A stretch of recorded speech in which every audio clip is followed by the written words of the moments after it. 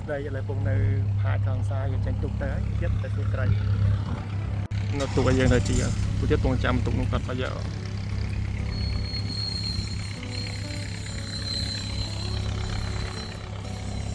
មើលតាលោក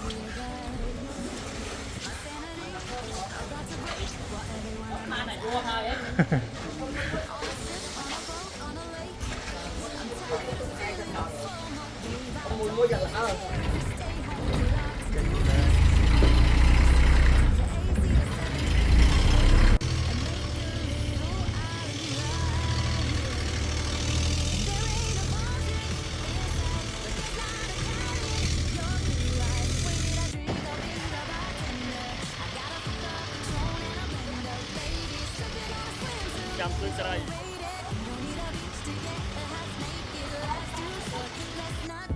គោមណោមិនមកស្ទុយទៅគឺមកបបកត្រីប៉ុន្តែបបកអត់បានត្រីឥឡូវហត់ពេកមកស្ទុយដល់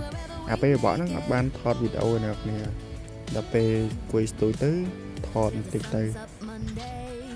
មកស្ទុយត្រីចំថ្ងៃមេឃភ្លៀងស្ទុយបានត្រីទូចអត់បានត្រីធំសោះចាប់បានត្រីធំតែស្ទុយអត់បានបាទកូនត្រីប៉ុណ្ណឹងហើយក៏បលែងវិញទៅស្ទូចត្រីពណ៌ឡកផងមិនបានត្រីទេឥឡូវជីដើរលេងជុំវិញកោះពី3ជុំហើយក៏បកទៅវិញហ្នឹងជីដើរលេងមើលកោះវិញបើស្ទូចត្រីបានមកលើក្រោយមកចំពេលអត់ភ្លៀងបានស្ទូចត្រីបានមកថ្ងៃភ្លៀងអញ្ចឹងចាប់ត្រីរត់អស់សតទូចចាប់កូនត្រី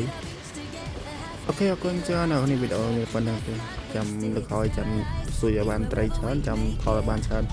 ទៅនឹងស្ទូចបានត្រីពេកចាំជើដាក់ច្រើនអរគុណច្រើនបាទនេះជួយវីដេអូតបបាយ